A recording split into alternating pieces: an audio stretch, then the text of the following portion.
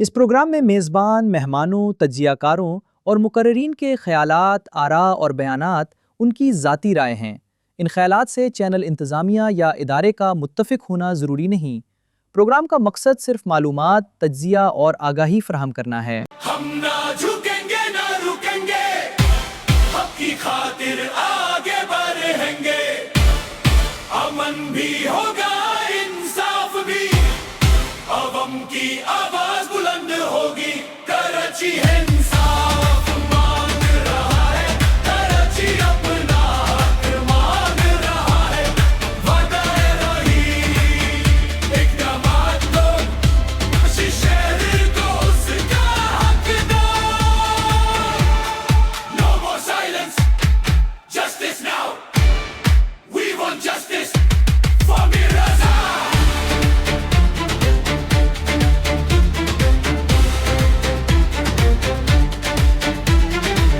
हर शहरी महफूज हो, हर इंसान बावकूफ़ हो। हर शहरी महफूज हो, हर इंसान बावकूफ़ हो।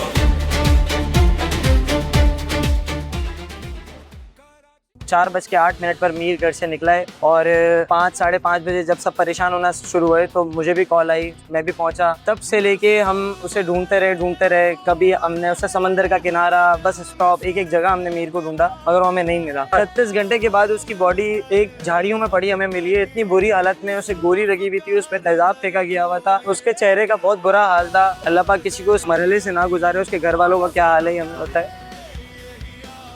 अस्सलाम वालेकुम नाज़रीन इकराम, मैं हूँ आपकी मेज़बान निदा शेख और आज आप देख रहे हैं बस बहुत हो गया का सेकंड एपिसोड। इसी के साथ साथ ही नाज़रीन इकराम, क्योंकि हर एपिसोड के अंदर, हर प्रोग्राम्स के अंदर हम कराची के मसाइल, कराची की आवाम के बारे में बात करते हैं। मगर हालिया डेज़ के अंदर हम देखते हैं कि तकरीबन ये पूरा महीना जो गुजरा, कम उम्र बच्चों के साथ ज़्यादती, अगवा बराए दावान के केसेस, मर्डर केसेस, मगर कोई सुनने वाला नहीं है। उसी के साथ साथ हम दूसरी तरफ देखें तो आवाम में से, जैनजीज़ में से एक शख्स ने ये बेड़ा उठाया और इसके ऊपर बात की। आइए हम इनसे जानते हैं कि आखिर कब तक हम कराची के अंदर ये सारे मसाइल जो हैं वो फेस करते रहेंगे। क्या कोई तब्दीली आने का इम्कान है आगे वाले दिनों में, या फिर कराची को हम यूं ही लाशों का शहर बना देंगे? मेरा सवाल आपसे है, आप अपने आप को सेफ समझती हैं? आप अकेले मोबाइल लेके निकल सकती हैं? रात 3 बजे 4 बजे आपके घर से फ़ोन आते होंगे ना, आप कैसे हो, क्या नहीं हो। तो भाई सीधा सा मसला यही है कि हम कराची वाले पुरअमन काम करते, अपना जीते, अपने बलबूते बिजनेस डेवलप करते हैं। हमारे पास पढ़ी लिखी डिग्रियां मौजूद हैं, गवर्नमेंट नौकरियां नहीं है, हमें नहीं मिलती। सीधी सी बात है, हमें नहीं जी जाती। हमें पानी चाहिए होता है, टैंकर डलवाते हैं। हमें बिजली चाहिए होती, सोलर की तरफ जाते हैं। इवन हमें अगर गैस चाहिए होता तो सिलेंडर कांधे पे डालते हैं या जैसे भी जाके महंगी गैस लेते हैं। रोड्स हमें नहीं मिलते। ये कराची है जो कि पूरा मुल्क चलाता है, जाहिर सी बात है, रेवेन्यू जनरेट करता है। अब इस मुल्क में आम बंदा, मैं रज़ा मीर की बात करूंगा जो कि एक बिजनेसमैन और एक अच्छी शख्सियत का मालिक था तो जब जाके यहाँ पे लोग मौजूद हैं, इस वक्त उसके लिए खड़े। अभी रजा नहीं है, मगर कल को और कोई रजा आ जाए तो इस वजह से वो लोग यहाँ पे खड़े हुए कि कोई और मासूम रजा इस चक्कर में ना चला जाए। जैसे कि हमें तो पता भी नहीं है यार कि उस मासूम के साथ अल्लाह जाने क्या करा गया है कि वो जाता है 10 मिनट का, कहता है माँ को कि मैं आ जाऊंगा, 10 मिनट बाद ही उसकी भाई फोन डिस्कनेक्ट हो जाते हैं, चीज़ हो जाते हैं। फिर उसके बाद एक लंबी चीज चलती है, 36 घंटे 30 घंटे बाद झाड़ियों में लाश मिलती है उसकी। अच्छा, मैं इसी के साथ साथ ये बात करना चाहूँगी क्योंकि ये कराची का कोई पहला ऐसा वाकया तो नहीं है, ऐसे कितने केसेस होते रहे। क्या आप समझते हैं कि अभी आईनी सतह पे जो हमारी हुकूमत काम कर रही है, जो पुलिस काम कर रही है, वो सही काम कर रही है? ये तो सवाल मुझे आपसे करना चाहिए जनाब। आपको लगता है आप सिक्योर है? सबसे पहले आप अपने आप से सवाल करें। आप जाती हैं, आपको यहाँ पे आराम से जाने दे दिया जाएगा? आप अकेले चल जाएं रात 5 बजे किसी भी मुल्क में भाई, जब अवाम टैक्सेस दे रही है, चीज़ें दे रही है, तो सिक्योरिटी क्या चाहती है अवाम? सिक्योरिटी, उनको जॉब्स मिले, अच्छी तालीम मिले, प्रॉपर चीज़ें मिले। मगर यहाँ पे आपके सामने मैं क्या कहूँगा, अब मैम जैसे सवाल कर रही हैं पुलिस दीगर चीज़ें, तो भाई मैं कहता हूँ कि यार उस बंदे ने, जिस बंदे ने मीर रज़ा के साथ इस तरह बुरा हाल करा, तो यार उसको क्या डर नहीं था? उसकी भी तो जान होगी ना एक। उसको डर होगा कि मैं कल को पकड़ा जाऊंगा, तो क्या उसको डर नहीं था? ये एक सवालिया निशान है भाई। क्यों हुआ ऐसा? भाई खुदारा रहम खाए हम लोगों पे, हम सीधे साधे लोग हैं। यहाँ जितने भी कराची वाले खड़े हुए, ना तो ये किसी तंजीमों में, ना तो ये किसी एक्स्ट्रा कोई ऐसी एक्टिविटी में जो कि खराब हो। ये काम करते हैं, जॉब करते हैं, प्राइवेट जॉब करते हैं, खड्डा खोदते हैं। भैया हमारे पास जो है ना, पीछे से लैंडलॉर्ड नहीं है, गोल्डन स्पून हमारे पास नहीं है भाई। हम प्रॉपर मेहनत करते हैं और प्रॉपर गवर्नमेंट नहीं है, हमें कुछ नहीं मिलता। हम अभी भी सिर्फ और सिर्फ अपनी सिक्योरिटी मांग रहे कि कल को कोई ऐसा वाकया ना हो जाए। उस घर में बाकायदा तौर पर मातम मचा हुआ है, मगर उससे पहले वहां पे लोग खुश थे, बाकायदा तौर पर निकाह की तैयारी हो रही थी। ये बच्चा पता नहीं किस तरीके से ऊपर आया, और ऊपर आने के बाद 15 साल में रकम जमा करने के बाद अपना कारोबार शुरू करा। आज आप देख लें, क्या कराची का हर बंदा क्या आगे बढ़ना छोड़ दे? सब आगे बढ़ना छोड़ दे। आगे बढ़ोगे क्या उठा लिए जाओगे? क्या करोगे? अच्छा, क्योंकि मुल्क और कौम की तरक्की की बात होती है, और जाहिर बात है यहाँ हमारे जितने भी माएँ बहनें नौजवान खड़े में, तो यही है हमारे मुल्क की बुनियाद। और इसी तरीके से हालात और वाक़यात रहे, तो आपको क्या लगता है कि मुल्क के अंदर जो आगे की सूरत हाल है वो बेहतर रहेगी? क्या पाकिस्तान मजीद तरक्की कर पाएगा? भाई कैसे तरक्की करेंगे जब नेसेसिटीज़ हमें नहीं मिलेंगी? आम बंदे को सिक्योर करें, माएँ बहनों की इज्जत सिक्योर करें, बच्चों को तालीम दें, लाइट्स के इश्यूज़, पानी के इश्यूज़। सबसे पहले तो किसी मुल्क के लिए आपने सुना होगा कि कहीं पे पानी मतलब वाटर स्टोरेज, आम मुल्कों में तो भैया नीचे टैंक भी नहीं होता ना ऊपर टैंक होता। तालीमी निज़ाम से आप एग्री करते हैं? आप करती हैं? आप बताएं। आप बताएं, आप गवर्नमेंट कॉलेज में पढ़ेंगी जाके? आप पढ़ के तो देखें, आप चले तो जाएं। पहली वो बात करें भाई, ये सीधी सी बात है, सबको पता है कि हम प्राइवेट स्कूल्स क्यों लेते हैं, क्यों खुले हुए हैं ये प्राइवेट हॉस्पिटल्स, क्यों खुले हुए हैं? ये इसीलिए खुले हुए हैं। खैर भाई तहफ़्फ़ुज़ दें, सिंपल सी बात है, जो हो चुका और वो दोबारा ना हो। इसी के साथ साथ मैं ये कहना चाहूँगी, क्योंकि अगर हम बात करें हमारे पड़ोस मुल्क की, एक इनकलाब आया, जेनज़ीज़ उठे और उन्होंने वहाँ पे जो जुल्म हो रहा था उसके ख़िलाफ़ आवाज़ उठाई। और अगर हम यूथ की बात करें, हम स्टूडेंट की बात करें, इतना स्टूडेंट के अंदर पावर होती है कि जब पाकिस्तान बना उस वक्त भी ये यूथ ही थी खड़ी हुई, जो कि आज हम इस आज़ाद मुल्क में है। क्या लगता है पाकिस्तान के अंदर इस तब्दीली की ज़रूरत है?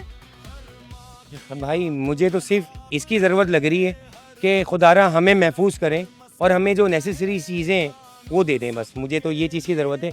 बाकी भाई ये जेनज़ी है, ये ज़्यादा बेहतर जानती क्या करें, मुझे इस पे कोई बयान नहीं देना। आप खुद भी तो जेनज़ी है ना, और जाहिर बात है मैं खड़ा हूँ, मैं मीर रज़ा के साथ कोई हमेशा नहीं रहा। मेरी पहली यूट्यूब की वीडियो उनकी शॉप की थी, और उसके बाद काफ़ी साल बाद मुलाकात हुई। जो लोग वीडियोज़ यहाँ बनाते हैं तो वो मेरे दोस्त हैं, और मैं काफ़ी सालों से नहीं मिला था। मैं कराची का लड़का है, या किसी भी की अगर कोई मसले मसाइल होते हैं तो उसके लिए खड़ा होता हूँ भाई, जो कि खड़ा होना चाहिए। हमारी हुकूमती इदारे और फौज को क्या कहना चाहेंगे? मैं कहूँगा यार खुदारा देख लें कराची जिस हाल में, तो उसमें रहम खाएं, नजर सानी करें कि जिस तरीके से कराची के साथ हो रहा है वो नहीं होना चाहिए। थैंक यू सो मच नाज़रीन इकराम, ये था इनका नज़रिया। इसी के साथ साथ ही यहाँ पे जितने लोग मौजूद हैं हम उनसे भी बातें करेंगे। हम कराची को सियासत नहीं इंसाफ चाहिए, कराची को वादे नहीं अमलियत दम्मात चाहिए, कराची को गैस चाहिए, कराची को बस्ती चाहिए, कराची को साफ पानी चाहिए,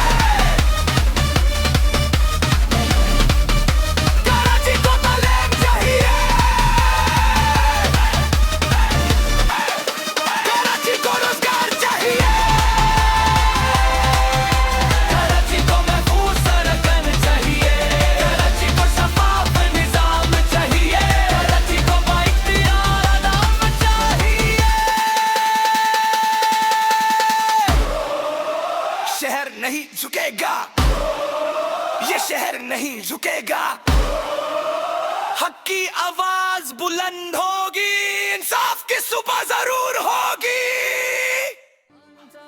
मुझे घर वालों की कॉल आई, मुझे हम दोस्त हैं आपस में, एक दोस्त की कॉल आई 4:08 पर मीर, जी 4:08 पर मीर घर से निकला है और 5 साढ़े 5 बजे जब सब परेशान होना शुरू हुए तो मुझे भी कॉल आई, मैं भी पहुंचा।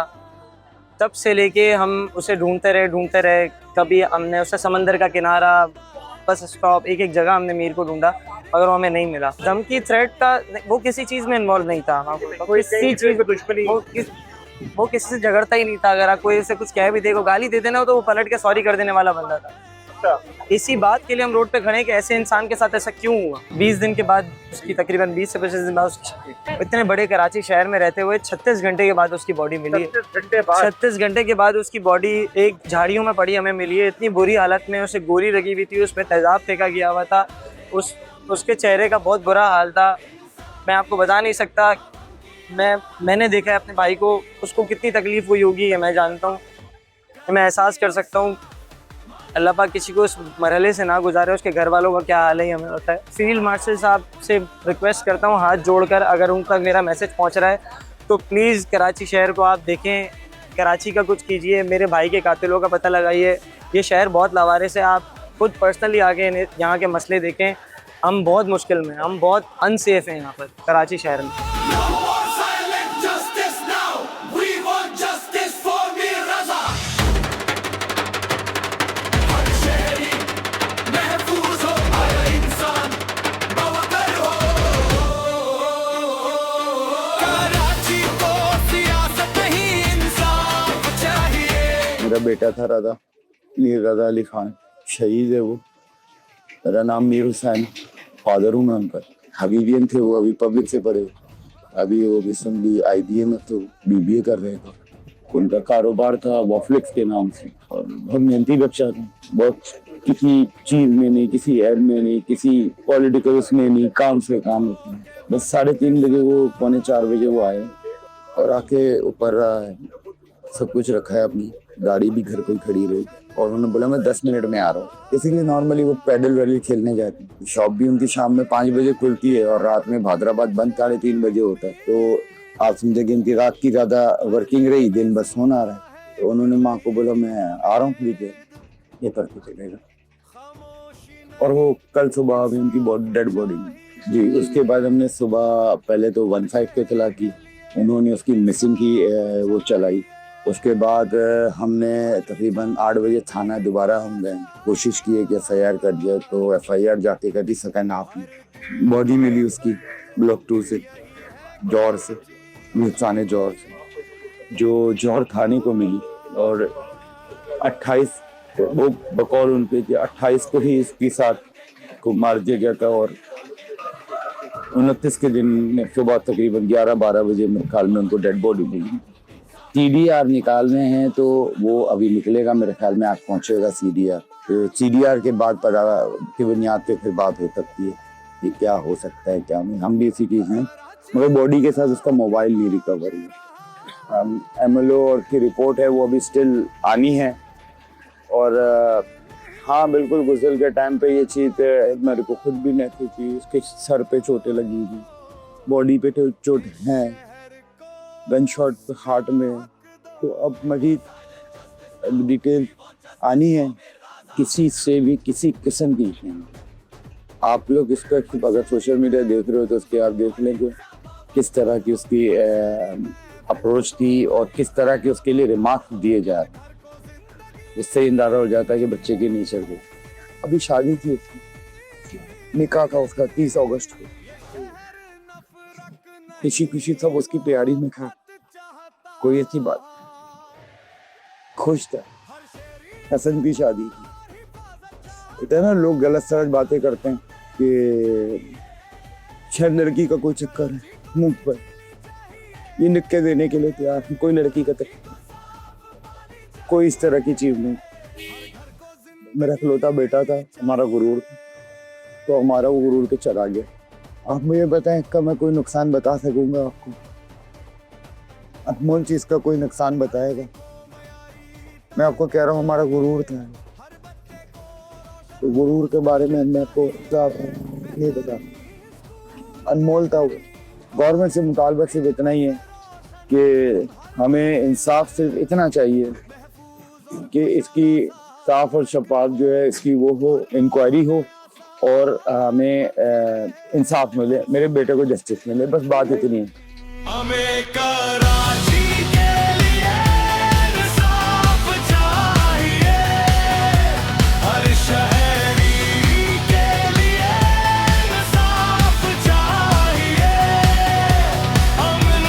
नाज़रीन इकराम, क्योंकि इस वक्त हम यहाँ बहादुराबाद चौरंगी पे मौजूद हैं और बहुत सारे यूथ जो है यहाँ पे जमा हुई हुई है। एक एहतजाज चल रहा है, पुरअमन एहतजाज चल रहा है और इसी के साथ साथ ही हम यूथ के अंदर कहीं ना कहीं हम गुस्सा, रंजो गम का एहसास भी देख सकते हैं।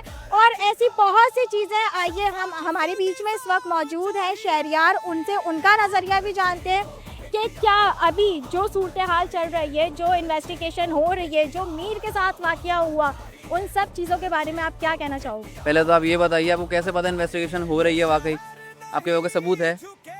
कोई डीआईजी साहब सामने आकर उन्होंने कोई वाज़ेह बात रखी कि हम यहाँ तक पहुँच गए हैं, तहकीक यहाँ तक चली गई है, डेटा मिल गया है, मोबाइल को हमने उसमें जो है ये जो देखें, और जो मुख्तलिफ रिपोर्ट्स के अंदर बताया जा रहा है कि फ़ोन मिला है, अगर उनकी CDR निकाली गई है, कोई 50 नंबर मिले हैं और भी बहुत सारी चीज़ें बताई गई हैं अभी तक। क्या समझते हैं वो सब झूठ है?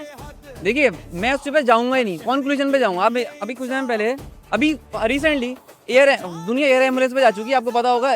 स्मार्ट एम्बुलेंस पे जा रही है, एयर एम्बुलेंस पे जा रही है। अभी हमारे मेयर साहब ने जो है साइकिल एम्बुलेंस निकाली है। मतलब फॉर एग्जांपल, अगर ये बेचारा इसको उठाया नहीं गया होता, जख्मी होता, मेयर साहब साइकिल पर ट्रिंग ट्रिंग करते हुए जाते उसके पास। देखो मतलब तुम क्या शहरियार, मेरी बात सुने, यहाँ पे ये मीर तो वो था ना जिसकी वजह से यहाँ पे लोग जमा है, मगर ऐसे कितने मीर होंगे? क्या कहेंगे उनके बारे में? मैं वही सेंस बिल्ड कर रहा हूँ ना। अब देखें, अभी जितने भी कैमरास लगे, मैम आप कुछ जब उसकी वो हुई थी इनॉग्रेशन, तो बहुत ही कॉन्फिडेंटली दिखाया गया कि इतने एडवांस हमारे पास कैमरास हैं कि अगर किसी के गाड़ी के शीशे ब्लैक भी होंगे ना, जिसके अंदर हम देख नहीं सकते, इंसानी आँख नहीं देख सकती, उसके अंदर भी वो कैमरा घुस के दिखा देगा कि हम गाड़ी के अंदर चल क्या रहा है। मतलब इतने एडवांस लेवल पे हम जो है चालान काट सकते हैं। उससे आज तक आपको पकड़ा नहीं गया।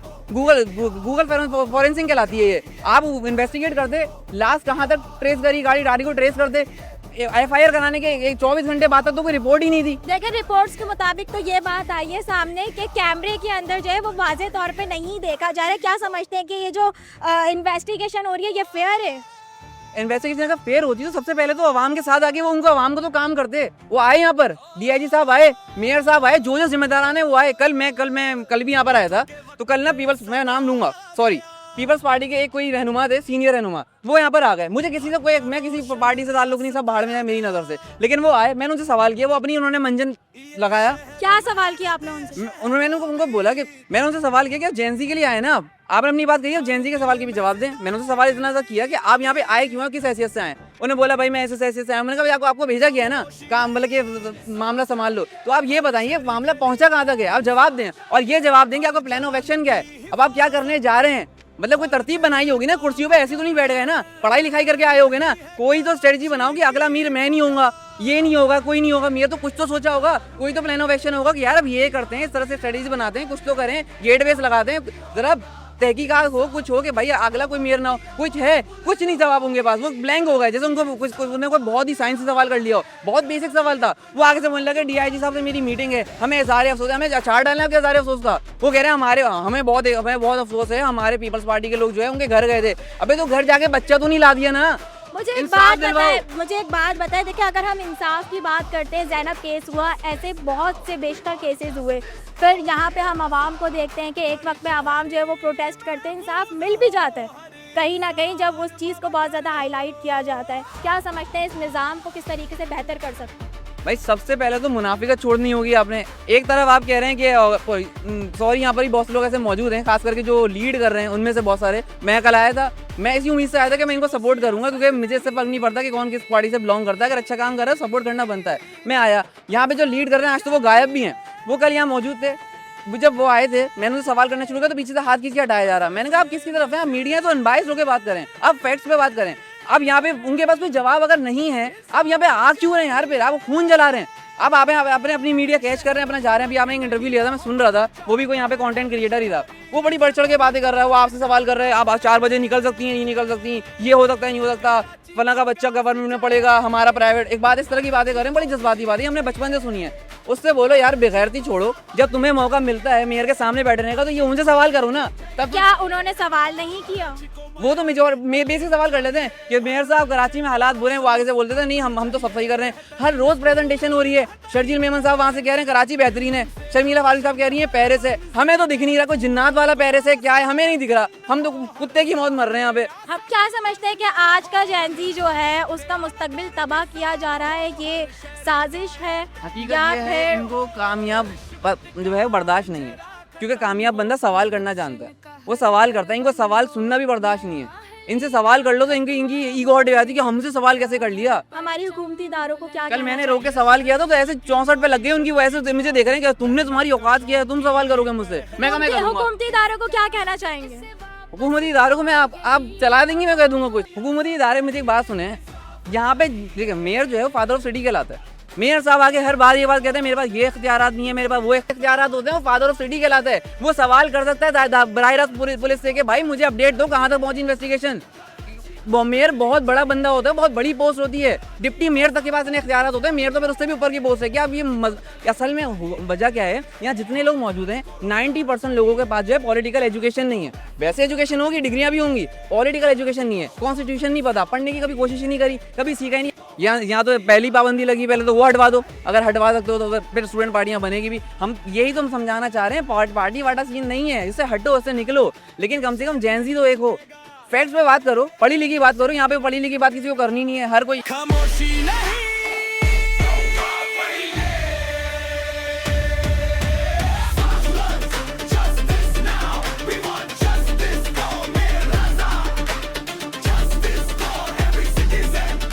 कराची को उसका हक दो, मजबूत कराची मजबूत पाकिस्तान।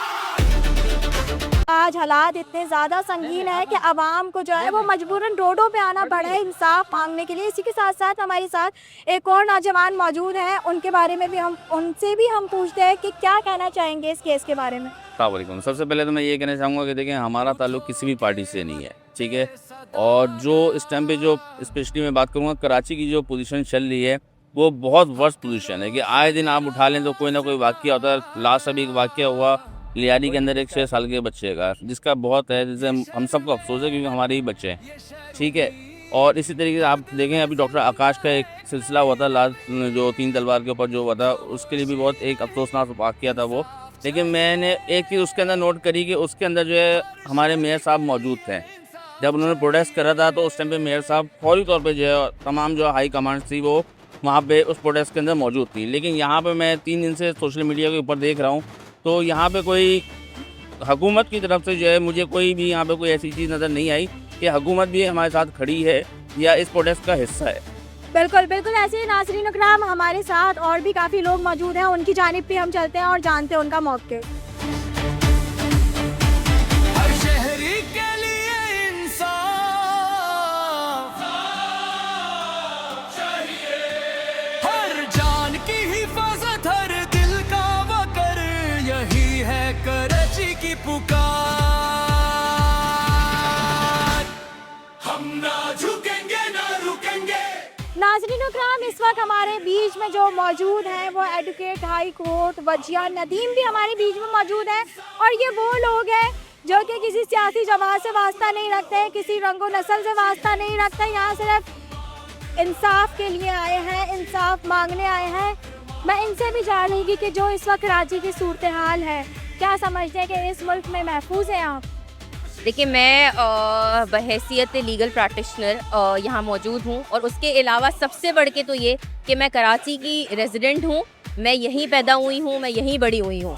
पिछले 4 जनरेशन से हम ये देखते आ रहे हैं कि किस तरीके से कत्तो गारत चल रही है हमारे मुल्क में। कराची की अगर बात करें तो कराची तो एक लावारिस शहर की तरह इस वक्त आपके सामने है और कितने लड़के, कितने जवान अब तक जा चुके हैं। हमें अफसोस के साथ ये कहना पड़ रहा है कि हम वकील होके भी, हम लॉ के स्टूडेंट होके भी, हम लीगल प्रैक्टिशनर होके भी इस टाइम इतना बेबस महसूस कर रहे हैं खुद को, क्योंकि हम उन फैमिलीज को जवाब नहीं दे पा रहे। इंसाफ तो दिलवाना को बहुत दूर की बात है। मेरी तमाम जितने हाई ऑफिशियल्स हैं, हमारे इस टाइम इलेक्टेड मेंबर्स हैं, हुक्मरान हैं, उनसे भी ये रिक्वेस्ट है कि देखिए, आप लोगों के घर का अगर कुत्ता भी चोरी हो जाता है ना, तो आप लोग 1 सेकंड के अंदर पूरा मुल्क हिला देते हैं और कैसे सारी चीजें हो जाती हैं पता भी नहीं चलता। यहाँ गरीब का बच्चा मरा है, आपको ये देखना चाहिए कि यहाँ गरीब आवाम, जो एक 25 साल का बच्चा अपने बिजनेस को रन करते करते आज एक अपना ब्रांड बना चुका था, उसको इन्होंने इस बेदर्दी से कत्ल कर दिया। तो मुझ जैसे लोग, आप जैसे लोग, या इस आवाम में जितने लोग हैं जो कि इस टाइम स्ट्रगल पीरियड में, उनको क्या मैसेज जाएगा कि हम इस मुल्क में ना कमा सकते हैं, ना कुछ बन सकते हैं, ना अपना बिजनेस रन कर सकते हैं, ना एंटरप्रेन्योर बन सकते हैं, कुछ नहीं कर सकते। तो इस टाइम पे हमारा यहाँ खड़े होने का मकसद सिर्फ यही है कि हम आवाज़ तो बुलंद कर सकते हैं ना। आप हमारी आवाज़ तो नहीं दबा सकते ना। आप जुल्म तो ज़रूर कर सकते हैं, लेकिन कम से कम हमारी आवाज़ों को ना दबाएं। अच्छा, ये बताइए, इस प्रोटेस्ट में जो है वो आपको किन मसाइल का सामना करना पड़ रहा है अब तक? देखिए, अभी पिछले 4 घंटे से मैं यहाँ मौजूद हूँ और आधे लोग यहाँ पे इस चीज़ के कायल हैं कि हम पीसफुल प्रोटेस्ट कर रहे हैं तो रोड्स नहीं ब्लॉक किया जाए। ठीक है, रोड्स ब्लॉक करना हमारा भी मकसद नहीं है, हम भी चाहते हैं पीसफुल प्रोटेस्ट हो, लेकिन अगर आप रोड्स ब्लॉक नहीं करेंगे, आप डिस्टर्बेंस क्रिएट नहीं करेंगे, तो जो हमारे ऐवान में बैठे हुए लोग हैं उनके कान पे जूं नहीं रेंगने वाली। उनको कोई फ़र्क नहीं पड़ेगा इस चीज़ से कि यहाँ आवाम किस तरीके से परेशान है, आवाम किस कॉज के लिए खड़ी हुई है।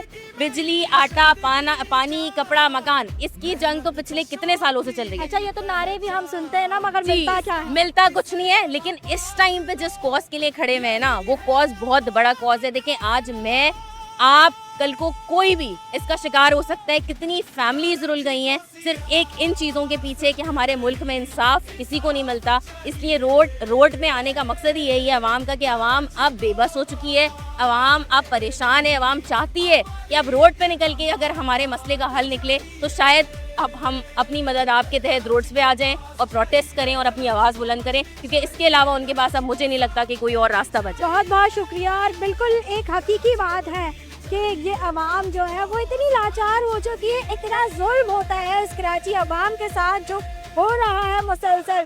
कभी देखा जाए सवारों के नाम पे लड़वा दिया जाता है, कभी महंगाई का बुरान डाल दिया जाता है, और फिर अगर हम माओ की बात करें, सोचें उन माओ के ऊपर क्या गुजरती होगी जो कि घर से बच्चा एक जब रोज़ी कमाने के लिए निकलता है या पढ़ने के लिए निकलता है। ये शहर नहीं झुकेगा, ये शहर नहीं रुकेगा, हक की आवाज बुलंद होगी साफ। इस वक्त आप हमें जो है वो भादराबाद चौरंगी पे देख रहे हैं, और बस बहुत हो गया का जो आज का प्रोग्राम है वो मीर अली केस के ऊपर हो रहा है। और यहाँ पे देखेंगे कि काफ़ी यहाँ पे फैमिलीज भी आई हुई है। आइए हम इनसे इनका मौक़िफ़ भी जानते हैं। अस्सलाम वालेकुम। वालेकुम अस्सलाम। ये बताइए कि ये जो कत्ल केस मीर अली इस वक्त बहुत ज़्यादा सोशल मीडिया पे भी दिख रहा है, यहाँ पे बहुत जेंजीज आए हुए हैं, बहुत आवाम का रश है, क्या समझती हैं कि इसकी सुनवाई जो है वो आईनी तरीके पे जो है वो सही होगी, या फिर इसके अंदर भी जो बीच में घुमा दिया जाएगा आवाम को? उम्मीद तो यही है कि अवाम को और पाकिस्तान को, कराची की यूथ को इंसाफ मिले।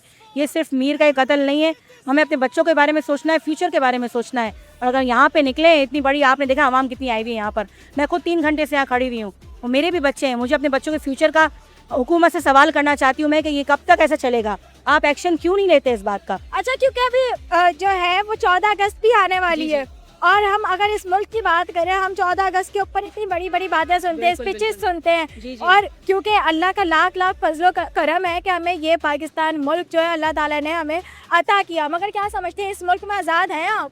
इस मुल्क में अनफॉर्चुनेटली अब तो देख के यही लग रहा है कि बिल्कुल आज़ादी नहीं है, क्योंकि हर तरफ खौफ और हिरास है। एक आप फ़ोन भी बाहर लेके निकलते तो आपको डर होता है कि स्नैचिंग कर लेंगे, साथ गोली भी लग जाएगी। तो इसका क्या कहना चाहेंगी हमारी हुकूमत और फौज से? हुकूमत से ये कहना चाहूँगी, खुदा का वास्ता, आपको अल्लाह का वास्ता, पाकिस्तान को आज़ाद रहने दें और अवाम को सुकून से जीने दें। थैंक यू सो मच नाज़रीन इकराम। इसी के साथ साथ ही आप मेरे राइट साइड पर देख सकते हैं कि काफ़ी आवाम जो है वो इस वक्त गम और गुस्से के अंदर है, और उनके बारे में भी हम बात करेंगे। अस्सलाम वालेकुम। अस्सलाम जी। देखिए, हम सब यहाँ पे इसलिए आए हैं कि हम अपनी यूथ को प्रोटेक्ट कर सकें।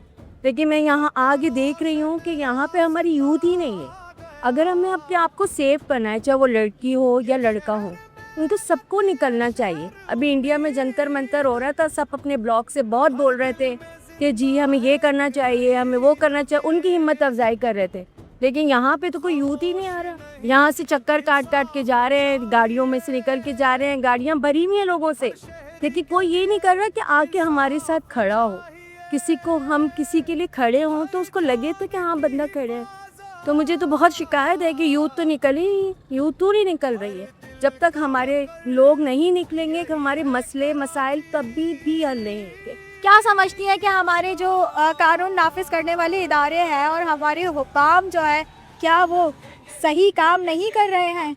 यार देखो, हर एक को इतना रिलैक्सेशन है कि आज कोई गाड़ी से किसी की गाड़ी भी टकरा जाए ना, तो वो बाहर निकल के इतना अकड़ के खड़ा हो जाता है कि मैं तुम्हें मार दूंगा, मैं तुम्हारी गालियाँ गलोच हर चीज़ करने लगता है।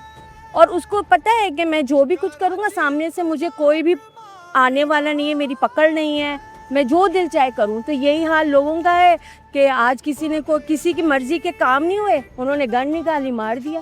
क्या लगता है कि ये जो पूरा प्रोटेस्ट चल रहा है, इसके बाद जो है हमारे हुक्काम जो हैं कुछ वो जागेंगे? कुछ नहीं होगा, ये सिर्फ उनको जगाने की एक कोशिश है। और अभी इस दफ़ा निकले लोग, कितने लोग इस तरह, कितने जवान मर चुके हैं, हम लोग नहीं निकलते। ये रज़ा मीर को सब जानते हैं तो इसलिए सब निकल आए, और उसके फ्रेंड्स को निकलना चाहिए, उसके दोस्तों, उसके रिश्तेदारों, सबको निकलना चाहिए। उसके लिए वो एटलीस्ट कोशिश करनी अच्छा, चाहिए। हमारे यहाँ एक प्रॉब्लम ये भी तो है ना कि अगर यहाँ पे सही के खिलाफ आप आवाज़ उठाओ तो फिर वो एक ही दफ़ा आवाज़ उठती है, अगली दफ़ा वो इंसान ही नहीं मिलता। देखिए, कोशिश सबको करनी चाहिए, और अगर हम सभी डर डर के बैठ जाएंगे, और ज़ाहिर है हमारी हुकूमत ऐसी है और हिफाजत करने वाला अल्लाह ताला है, सबको अल्लाह ताला हिफाजत करेगा। और मैं चाहती हूँ कि हमारी यूथ निकले और हमारी गवर्नमेंट इस पे कोई रिएक्शन ले। बिल्कुल बिल्कुल। वेपन्स जो सबके पास है ना, खुदा के लिए वेपन्स को हर एक को अलाउड ना करे। बिल्कुल बिल्कुल ऐसा ही है। बहुत ही खूबसूरत गुफ्तगू है। इसी के साथ साथ ही नाज़रीन कराम, यहाँ पे और भी लेडीज़ मौजूद हैं, उनसे भी जानते हैं। और आज वो वक्त आ गया है, वो फैसले की घड़ियाँ आ गई हैं, क्योंकि जश्न आज़ादी भी करीब है और एक बार फिर जो है वो पाकिस्तान को आज़ाद होने की ज़रूरत है, जो कि ये यूथ करवाएगी। आइए हम नाज़रीन से जानते हैं इनकी राय।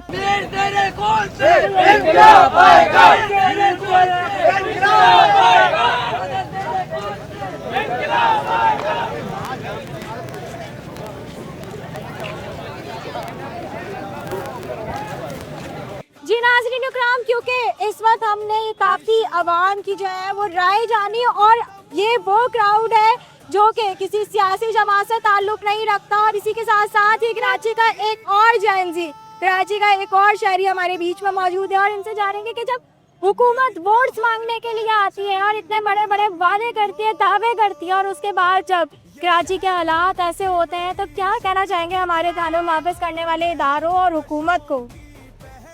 अवाम की नुमाइंदगी करते हुए एक शेर से आगाह करूँगा कि इस तरह लड़ रहे हैं जबर के अंधेरों से, इस तरह लड़ रहे हैं जबर के अंधेरों से, तुलू जो सहर होगी वो फिर हमारी होगी।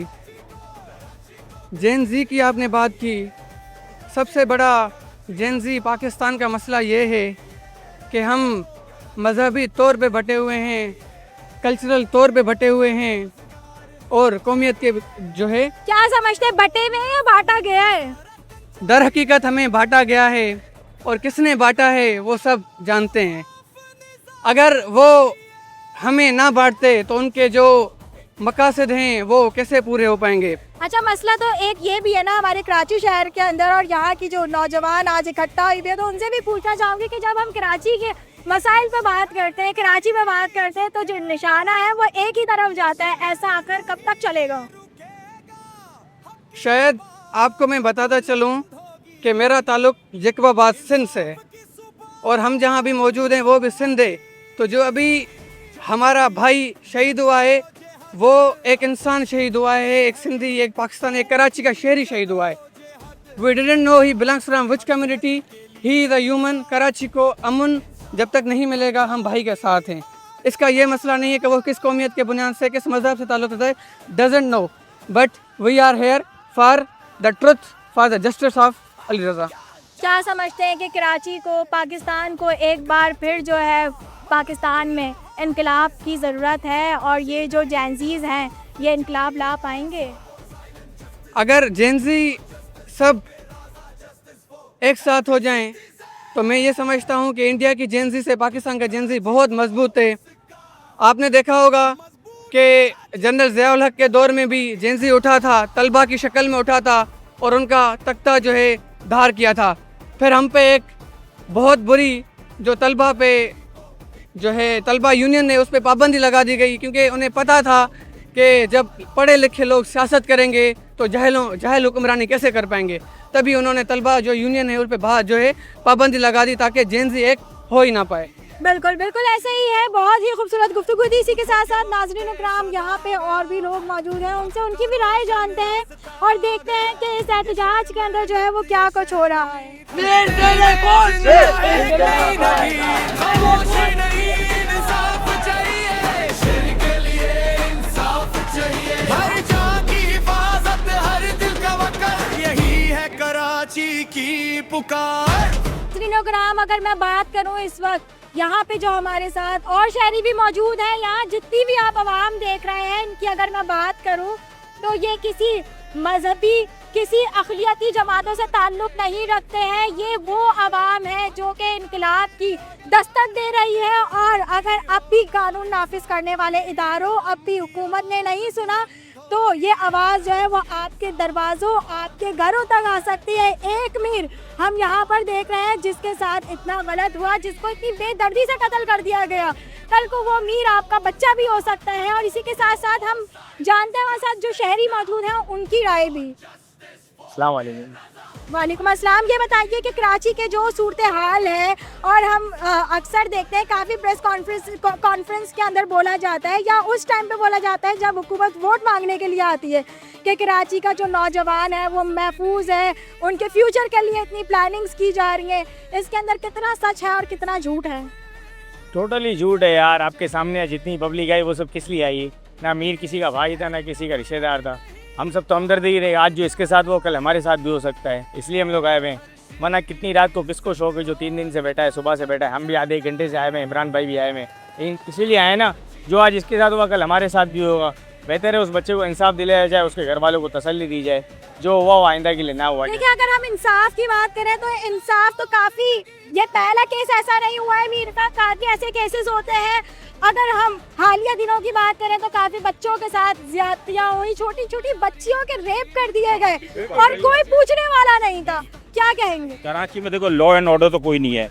आप किसी भी महकमे में चले जाएँ, किसी भी गवर्नमेंट इदारे में चले जाएँ, कोई बगैर रिश्वत को कोई काम होता नहीं है। एक काम कराची में ईमानदारी से बिल्कुल हो रहा है, जो है ई चालान घरों पे आता है, तस्वीर के साथ पकाया जाता है। और हम इनकी बात करें कि 3-4 दिन हो गया इसको, चलो किसी बेदर्दी से हमारा बेचारा नीचे से 4 साल पहले एक स्टॉल जो शुरू किया, जिसकी शॉप थी, वो किसी से दुश्मनी नहीं थी। इतना नाइस बंदा था, मेरे बेटे के दोस्त का, यानी उसी की बिल्डिंग में रहता था। मुझे सबसे पहले इमरान छुटानी नाम है मेरा, सबसे पहले मैंने ये न्यूज़ ब्रेक की थी। इतने मेरे को कॉल्स आने के कि यार ये सही न्यूज़ है, सोशल मीडिया पे मैं ज़्यादा चलते, तो मुझे पहले मेरे बेटे ने बता दिया कि ये सब हुआ है, तो मैंने ये सोशल मीडिया पे ब्रेक की थी। बहरहाल मकसद कहने का, उसने मेरे बेटे ने मुझे बता, मेरे तो उससे मुलाकात ही नहीं करा। इतना नाइस बंदा, IBA का ग्रेजुएशन, अभी पब्लिक स्कूल से पढ़ा हुआ, किसी से कोई दुश्मनी नहीं थी, अपने लेबर के साथ सही था।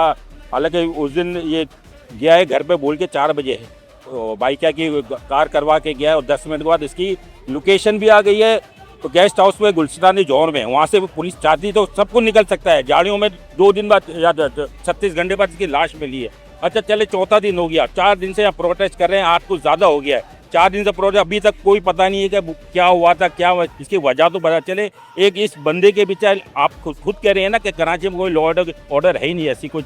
ऐसी सिचुएशन है कि अब आम आदमी क्या करे। अब मेरा बेटा भी 25 साल का ही है, वो भी रात को 2-3 बजे हम यही मैं इसके ये जो ई चालान होते हैं और ई चालान के नाम पे जो है वो पब्लिक के लिए काफ़ी सेफ्टी है और हमने काफ़ी कुछ सुना कि भाई आवाम को जो है वो बहुत रिलीफ मिला है, मगर ये जो रोडों पे कैमरे लगे इसका कोई फायदा हुआ? नहीं, फायदा क्या फायदा हुआ है? आप दुबई जैसी टेक्नोलॉजी ला रहे हैं, तो दुबई जैसा कानून आप ला रहे हैं, तो ऐसी जहाँ पे रोड भी बना है ऐसी सेफ्टी भी दे हमें। दुबई जैसा कि हम रात को 5 बजे खुला हम निकल सके। अगर आप दुनिया से मिलाना चाहे, सिर्फ ई चालान की वजह से सिर्फ दुनिया से मिल सकते हैं, आप उससे मिला रहे हैं ई चालान से, तो बाकी चीज़ें भी तो हमें लॉ एंड ऑर्डर देना। अब हम बाहर मुल्क में जाते 5 बजे रात को निकल जाएं, सेफ होते हैं, ईमानदारी हर चीज़ और जेन्युइन चीज़ें मिलती हैं। यहाँ क्या खाली ई चालान आ गया तो आप सब कवर हो गया इसकी वजह से।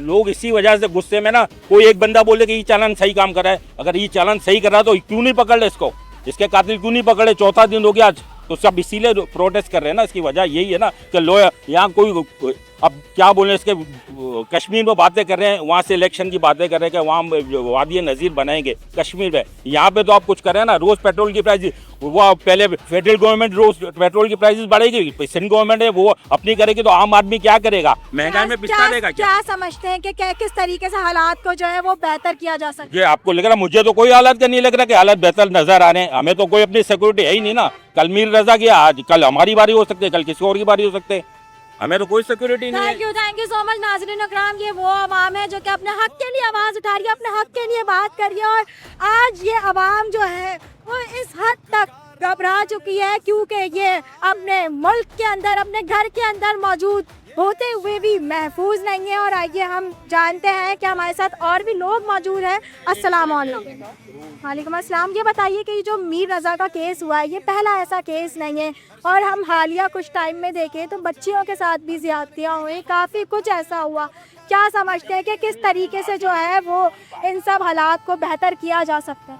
अस्सलाम वालेकुम जी, मैं अवीरा ख़ान हूँ, और मैं इतना सिर्फ बोलूँगी, चाहे वो बच्चियों के साथ या बच्चों के साथ ज़्यादती हो, या चाहे वो मर्डर हो, चाहे वो डेथ ऑफ यूथ हो, हमने हमेशा आवाज़ उठाई है और हमेशा इस चीज़ के अगेंस्ट हमने काम किया है। अनफॉर्चुनेटली इसके बारे में मुझे नहीं लगता कि मैं कुछ मज़ीद सजेस्ट करूँ, क्योंकि ऑलरेडी बहुत जगहों पे, बहुत प्लेटफॉर्म्स पे सजेशंस भी दे चुके हैं, बट उसका कुछ आउटकम नहीं। क्या समझती है कि आज के जेंज़ीज़ को जो है वो तरक्की करने से रोका जा रहा है?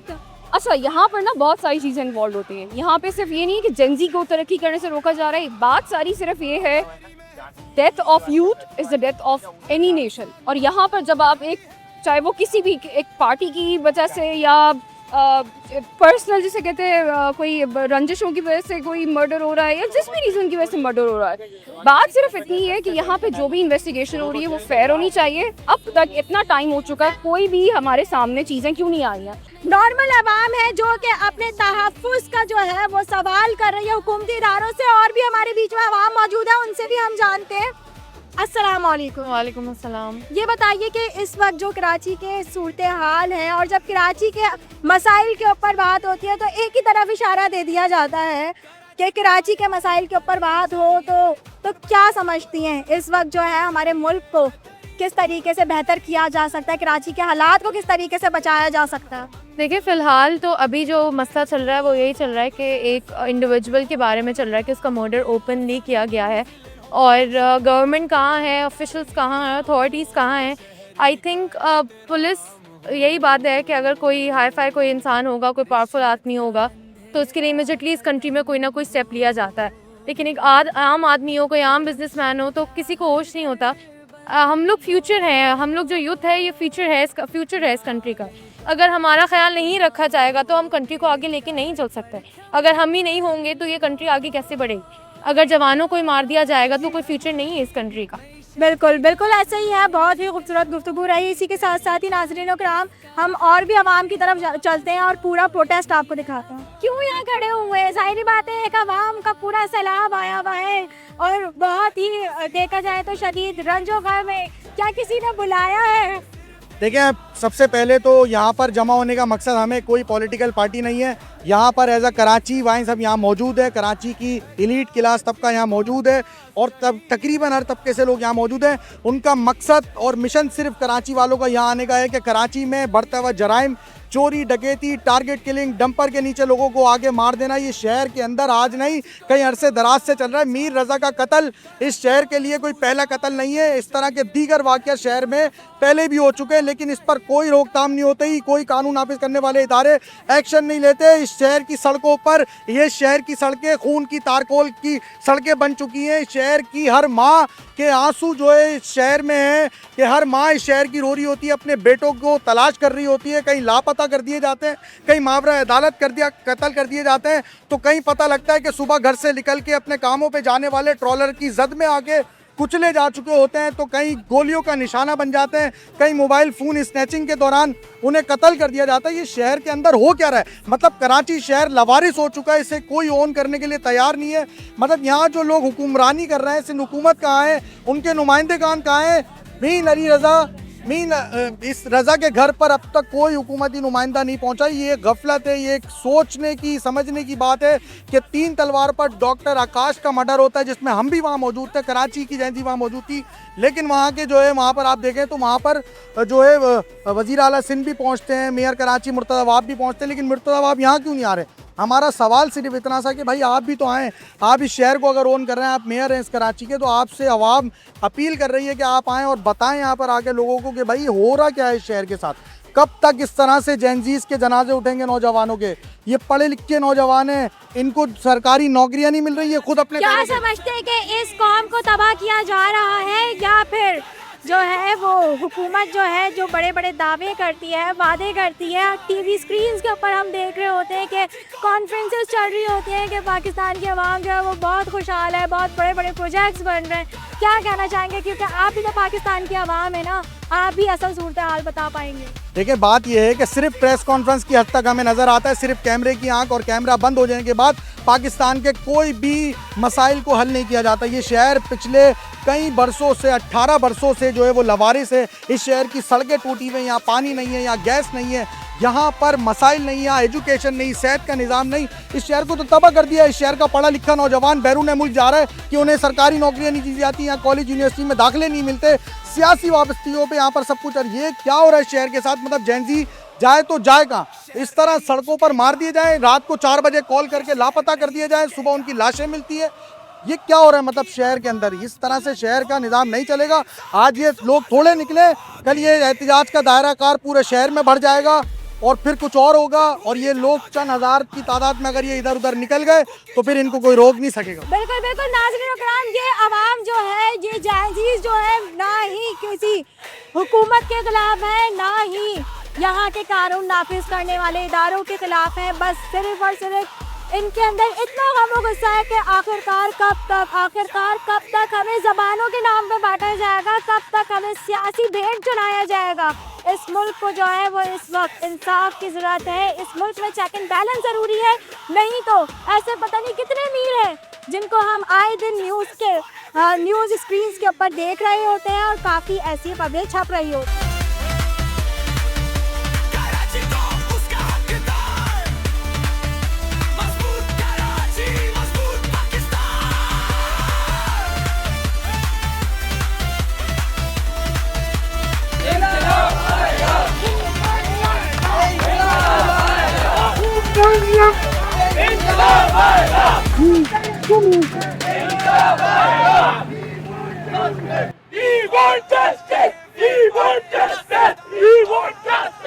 नाज़रीन इकराम, ये वो आवाम है जिसको अगर हम बात करें तो ये इनकलाब की आवाज़ें जो आ रही हैं, ये अब हुकूमत को जो है होश के नाखून लेने चाहिए, नहीं तो ये आपके दीवारों तक भी पहुंच सकते हैं, आपके घर तक भी ये आवाज़ें जो है वो पहुंच सकती हैं। इस वक्त ये जो आवाम हमारे पीछे, ये कराची का नौजवान जो देख रहे हैं, किसी सियासी पार्टी का हिस्सा नहीं है, किसी जुबान का हिस्सा नहीं है। ये सिर्फ ये जो लोग हैं ये चाहते हैं इंसाफ। ये पाकिस्तान के अंदर अपने बेहतर मुस्तकबिल, अपने फ्यूचर को सिक्योर करने के लिए यहाँ पे पूरी आवाम जो है वो जमा हुई भी है। और देखते हैं हुकूमत के हम लाहे अमल को भी कि आखिर इसी तरीके पाकिस्तान के अंदर चलती है। रज़ा तेरे खून से, रज़ा तेरे खून से इंकलाब आएगा, खून रंग लाएगा, इंकलाब आएगा, खून रंग लाएगा। जो पूछ रहे क्या हो रहा है, घर की औरतें निकल आई, शर्म आनी चाहिए, जो कि मर जाना चाहिए हुक्मरानों। हमारे घर की औरतें जो बैनर लेके खड़ी होंगी, कभी सोचा नहीं था यार मैंने, ये उसकी घर की कराची का बच्चा। मुझे बताएं क्यों निकली? मैं अपने पाकिस्तान के मुस्तकबिल, अपने मुल्क के नौजवान, एक बेगुनाह, एक काम करने वाले, अपने पैरों पे खड़े एक बच्चे, एक मीर रजा, जो मुल्क का मुस्तकबिल था, जो काम कर रहा था, जो लोगों को रोजगार दे रहा था, उसके बेईमाना कत्ल पे मैं निकली हूँ। मेरी कोई उससे ना रिश्तेदारी है, ना मैंने कभी उसको देखा, लेकिन वो मेरे मुल्क का मुस्तकबिल था, उसे खत्म कर दिया गया। आज कौन है जो उसको इंसाफ और कानून के लिए लेके देगा? कोई नहीं है इंसाफ देने वाला यहाँ पर। क्या कहेंगी बहन? इंसानियत के लिए, इंसानियत का तकाजा ये है कि हम सबको निकलना चाहिए। मीर रजा जिसका भी बेटा था, वो मेरा भी बेटा था, इस पाकिस्तान का नौजवान था, इस कराची शहर का नौजवान था और उभरता हुआ मुस्तकबिल था। उसको मायूस कर दिया गया। सारे मुस्तकबिल को, नौजवानों को मायूस करना यहाँ का मकसद बन गया है। वो कौन है कातिल, वो कौन है जालिम जो मुस्तकबिल को मायूस करना चाहते हैं? हमें इंसाफ चाहिए, जरूर इंसाफ चाहिए। मीर रजा के लिए इंसाफ चाहिए। मैं हैरत ज़दा हूँ कि यहाँ से मोबाइल्स गुजर रही है, यहाँ इतनी बड़ी जगह पर हम खड़े हुए, लेकिन कोई कराची का रिप्रेजेंटेटिव यहाँ आकर के नहीं खड़ा हो रहा है और इस पर आवाज नहीं उठा रहा कि एक बहुत बड़ा अलमिया है इस मुल्क का और यहाँ के नौजवानों का। लिहाजा हम सब अपनी उस पर जो है निकले हुए हैं और इसको इंसाफ दिलाकर आएंगे। तुम दो रातों से मेरे साथ हो, अभी क्या है, क्या हालात है? यार इस कराची को इतना बिजनेस दिया, इस कराची को इतना काम दिया, 25 दिन बाद उसकी शादी थी, इतनी बुरी तरीके से क्यों कत्ल कर दिए गया मीर रजा अली को? उसको इंसाफ दो। हम यहाँ खड़े हैं, आप लोग आओ, हमें ज्वाइन करो, हमारा साथ दो। हम खड़े हैं रोड पे, जितनी भी फैमिलीज हैं यहाँ, हमारे साथ भी फैमिलीज मौजूद हैं, आप लोग आओ, हमारा साथ दो, मीर रजा को इंसाफ दिलवाओ। ये खवातीन खड़ी हुई हैं और भी खवातीन मौजूद हैं। ये सारी बैनर लेके इसलिए नहीं खड़ी हुई यार, ये कोई रिश्तेदारी थी, ये सिर्फ इसलिए खड़ी हुई है कि कराची का एक बच्चा मारा गया और कराची में रोजाना की बुनियाद पे हो रहा है। कभी कोई डंपर के नीचे आके मर रहा है, कभी कोई डकैत मार के चले जाते हैं, कभी मोबाइल। कराची के लोग एहसान नहीं मांग रहे, सिर्फ इतना मांग रहे हैं कि घर से निकलें और जिंदा वापस आ जाएं। कराची पूरे मुल्क को चलाता है, टैक्स देता है, रोजगार देता है और कराची को बदले में मिलता क्या है? खौफ, डकैतियां और लाशें। टैक्स देता है, रोजगार देता है। कभी डकैत मारते हैं, कभी डंपर, नाले में गिरकर मरते हैं, करंट से मरते हैं, अब एक कुत्ते के काटने से मरते हैं। 60% रेवेन्यू देने वाले शहर में अभी अब तो कराची वाले के मरने पर खबर पर हेडलाइन भी नहीं बनती, सिर्फ एक टिकर चल जाता है कि आज एक और कराची वाला जलील मौत मर गया और यहाँ के हुक्मरानों को उफ भी नहीं हुई। आज एक और कराची वाला जलील मौत मर गया, भी नहीं हुई। कैसा अजीब फलसफा है ना इस शहर का। खामोश रहोगे तो डकैत मार देंगे, अगर हक बोलोगे तो हुक्मरान मरवा देंगे। जी नाज़रीन अकराम, ये थी आज की सारी सूरत हाल और इसी के साथ साथ ही हमारे बीच में मौजूद है इमरान जैदी, जो वन न्यूज़ के डायरेक्टर न्यूज़ भी हैं और आज हम इस बात के ऊपर तज्जिया करेंगे कि इस वक्त जो है पाकिस्तान की आवाम को जो है वो किस चीज़ की सबसे ज़्यादा ज़रूरत है। आज का जेंसी जो है वो चीज़ों को किस तरीके से कंट्रोल में लेके आ सकता है, हुकूमती सतह के ऊपर जो है इन हालात को किस तरीके से बेहतर किया जाता है। अस्सलाम वालेकुम इमरान जैदी। वालेकुम अस्सलाम। लिदा आप ठीक है, खैरियत से? अल्हम्दुलिल्लाह ठीक ठाक। अच्छा इमरान जैदी, एक बात बताएं, एक तरफ हमने देखा कि ये कत्ल केस हुआ और इतनी आवाम का, यूथ का रश था बाहर रोडों के ऊपर, इतना एहतजाज हमने देखा, रैलियां हमने देखी, मगर दूसरी साइड पर अगर मैं देखूं तो ये हालात तो कराची के अंदर स्पेशली काफ़ी टाइम से देखते हुए आ रहे हैं। क्या समझते हैं कि इसको आगे किस तरीके से बेहतर किया जा सकता है? देखिए, बेहतर एक वक्त ऐसा भी था कराची शहर का कि कराची शहर रोशनियों का शहर था। लोग रातों को बिला खौफ और ख़तर घूमते थे। फिर एक वक्त ऐसा भी आया कि लासानी बुनियादों पे, मजहबी बुनियादों पे शहर के अंदर वो सूरत हाल पैदा हो गई कि एक एक दिन में 100 लोग मरते थे। तो हमारी जो वो इदारे हैं जिन्होंने कंट्रोल करना था, उन्होंने कंट्रोल किया और अमन का गहवारा इस कराची को बनाया। लेकिन फिर एक साजिश के तहत कराची वालों के साथ हर तरीके से वो सलूक किया जा रहा है कि मुझे ऐसा लगता है कि ये कोई मुनज़्ज़म साजिश के तहत ये किया जा रहा है कि जैसे पिछले दिनों में आपने देखा कि एक तवातुर के साथ डंपर के नीचे लोग आ रहे थे, कभी बच्चे कुचले जा रहे थे टैंकर के नीचे, कभी जो है वो फैमिलीज टैंकर के नीचे आ रहे हैं, नौजवान टैंकर के नीचे आ रहे हैं। पिछला आपने एक केस देखा भी होगा, लकीवन मॉल के सामने एक ट्रक डंपर ने जो है वो जवान बहन भाई जो थे उनको कुचल दिया था, उसके बाद हंगामा राई भी हुई। और उसमें भी देखें ये देखा गया कि जो इर्द गिर्द के इलाके के लोग थे उनको शदीद मुश्किलात का शिकार हुए, वो उनकी गिरफ्तारियां भी हुई, उनके सारे मामलात भी हुए। तो इस किस्म के मामलात जो हैं वो तवातुर से चले आ रहे हैं। देखें बच्चों का अगवा होना, छोटी बच्चियों के साथ ज़्यादती होना और जिस तरीके से जवान लोगों का कत्ल हो रहा है, चाहे वो मोबाइल स्नैचिंग के ज़रिए हो, चाहे वो अगवा बराए तावान का केस हो, या फिर इस तरीके से ये जो बत्ताखोरी के केसेस आपके सामने आ रहे हैं, ये तवातुर के साथ हुए जा रहे हैं। तो इस कराची शहर में किसी भी जगह पे कानून नाम की कोई चीज़ हमें नज़र नहीं आती। इन वाक़यात के ऊपर अगर मैं समझता हूँ, मेरी अपनी ज़ाती राय है कि इस वाक़ये के ऊपर हुकूमत को एक्शन लेना चाहिए था, जैसे कि वहाँ के लोगों ने इस चीज़ को जोड़ा उस आकाश मर्डर केस से कि जब एक बड़े शख्सियत के घर के बच्चे का कत्ल हुआ तो पूरी गवर्नमेंट जो है वो एक्टिव हुई और उन्होंने 2 दिन के अंदर कातिलों को पकड़कर गिरफ्तार कर लिया गया। वैसे ही इस बच्चे ने जो अपनी मेहनत से इसने अपने रेस्टोरेंट को बनाया और इतनी मेहनत करने के बाद जब ये किसी मुकाम पे पहुंचा तो इसको अगवा करके कत्ल कर दिया जाता है बेईमाना तशद्दुद के बाद। और आज जो आपने आवाम देखी वो किसी पॉलिटिकल पार्टी से उसका कोई ताल्लुक़ नहीं था, वो तमाम की तमाम आवाम जो है वो सोशल मीडिया के ज़रिए इसके मामला देख के वहाँ पहुँचे। तो मैं ये समझता हूँ कि हुकूमत को इस चीज़ के ऊपर फ़ौरन एक्शन लेना चाहिए, क्योंकि ये इनकलाब की दस्तक है, ये जैनजीज़ इनकलाब है और इससे हुकूमत को होशियार रहना चाहिए कि ऐसे वाक़यात पे कंट्रोल करें, वरना ये इनके दरवाजे तक दस्तक देंगे। बिल्कुल बिल्कुल ऐसा ही है इमरान जैदी। मगर इसी के साथ साथ ही अगर हम देखें कि एक तरफ रोया जाता है ई चालान का, मगर ये इतना बड़ा सानिया हो गया, वहाँ पे कैमरे लगे थे, मगर उसके बाद भी जो है इन्वेस्टिगेशन के अंदर प्रॉपर आप मुजरिम का फेस ही नहीं देख पाए ना।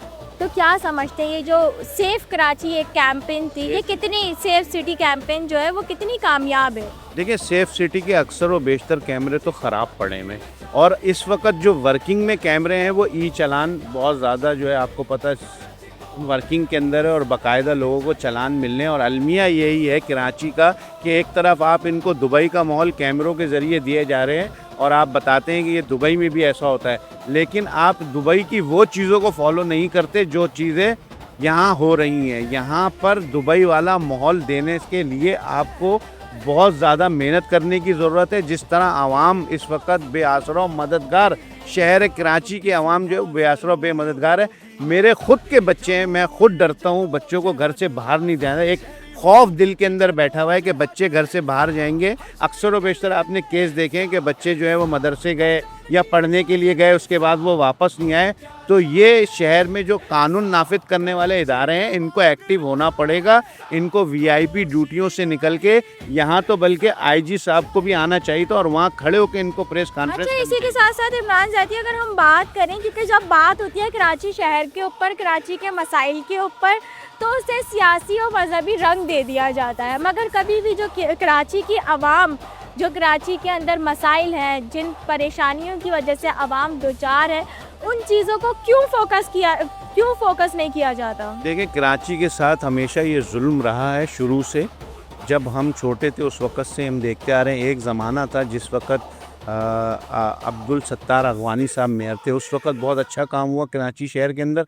और फिर एक बार जो है नेमतुल्लाह नाजिम बने, उस वक़्त अच्छा काम हुआ। फिर एक मेयर मुस्तफ़ा कमाल साहब बने MKM के दौर में, तो वो उस वक़्त जो काम हुआ उस वक़्त कराची को उसके हकूक़ भी दी गए और बाकायदा वो काम किए हुए आज भी नज़र आते हैं। लेकिन उसके बाद से आज तक जितने भी अरसा गुज़रा है उस अरसे के दौरान कराची के तरक्याती कामों पे भी ना कोई नज़रसानी की गई, ना उस पर गौर व फिक्र किया गया। और सबसे बड़ी बात यह है कि जो कानून नाफिज करने वाले इदारे हैं, इनके ऊपर कोई जो है इनका कोई इम्प्लीमेंट हमें नज़र नहीं आता कानून के ऊपर।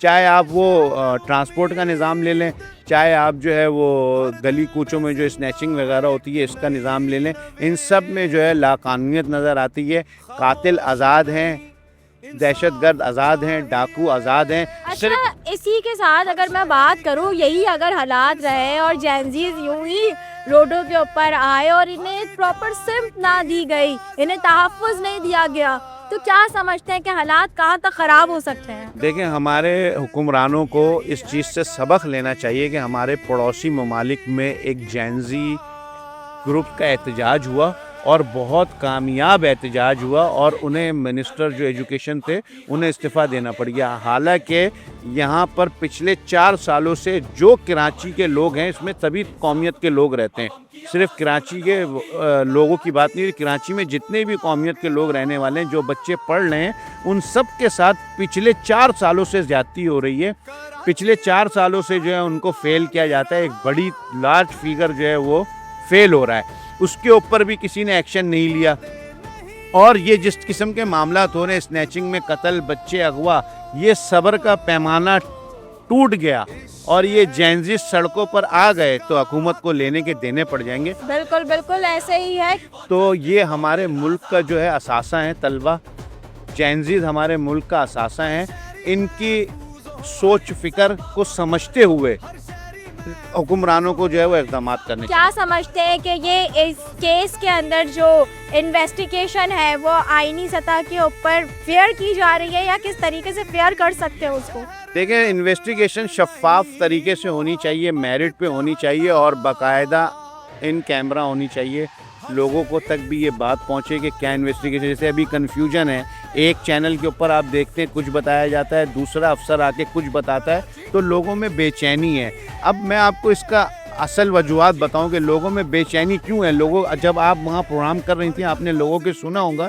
देखें, सबसे बड़ी बात ये कि जेनजी में एक चीज़ मैं आपको बताऊं बहुत कॉमन है, इसमें ना फ़िरका है, ना इसमें लसानियत है, ना इसके अंदर कोई मजहबी है। वहाँ पे मैंने सिंधियों को भी देखा, वहाँ पे मैंने पंजाबियों को भी देखा, वहाँ पे मैंने महाजिरों को भी देखा। तो जेनजी जो है वो खुद एक अपने आप में एक पार्टी है, उसको किसी पार्टी की भी सपोर्ट की ज़रूरत नहीं है। और मैंने जो नोट किया कि वो किसी के पीछे भी नहीं चलना चाहते। वो सोशल मीडिया के थ्रू वहाँ तमाम लोग पहुँचे, ख़वातीन पहुँची, लड़कियाँ बच्चियाँ जो भी थे सब पहुँचे और उन्होंने अपने राय का इजहार किया। और उनकी राय ये थी कि आज अली रज़ा ये है, कल मैं भी हो सकती हूँ, कल मेरा भाई भी हो सकता है। तो तहफ़्फ़ुज़ चाहिए और हुक्मरानों का फ़र्ज़ बनता है कि वो बुनियादी चीज़ें अगर नहीं दे सकते तो कम से कम जान का तहफ़्फ़ुज़ और माल का तहफ़्फ़ुज़ दे दें। बिल्कुल बिल्कुल ऐसे ही नाज़रीन इकराम, क्योंकि हम सेफ सिटी की बात करते हैं, रोशनियों के शहर की बात करते हैं, मगर अगर हकीकतन देखा जाए तो रोशनियों का शहर जो है वो इस वक्त बहुत ही एक बुरहान के अंदर, अंधेरों के बुरहान के अंदर आ चुका है। इस आवाम का, इस यूथ का मुस्तकबिल जो है वो कहीं ना कहीं अंधेरों के अंदर डूबता हुआ नज़र आ रहा है, और जिसका हम गम और गुस्सा जो है वो हम तलबा में देख भी सकते हैं। काफ़ी बड़ी तादाद के अंदर जो है वो नारेबाजी हुई, एहतजाज हुआ। अब देखना सिर्फ़ और सिर्फ इतना है कि आईनी सतह के ऊपर क्या काम होता है, हुकूमती सतह के ऊपर क्या काम होता है। मीर अली के कातलों को जो है वो कैफले किरदार तक पहुँचाया जाएगा, और कल हमारा देखना है कि हमारा मुस्तकबिल जो है वो कितना सेफ एंड सिक्योर होता है या नहीं होता है। क्योंकि हमारे जो आज के जो जेनजीज़ हैं वो इस सोच और फ़िक्र के अंदर तो आ गए हैं, और आज की जो आवाज़ है वो एक नैरेटिव की आवाज़ है, और उस नैरेटिव की आवाज़ को जो है वो आप सड़कों पे ऐवानों तक सुन रहे होंगे। इसी के साथ साथ ही नाज़रीन इकराम, बस बहुत हो गया कि आज के एपिसोड के अंदर मैं आप सबसे इजाज़त चाहूँगी। तब तक के लिए अल्लाह हाफ़िज़। कराची क्या मांग रहा है, खामोशी नहीं, इंसाफ चाहिए।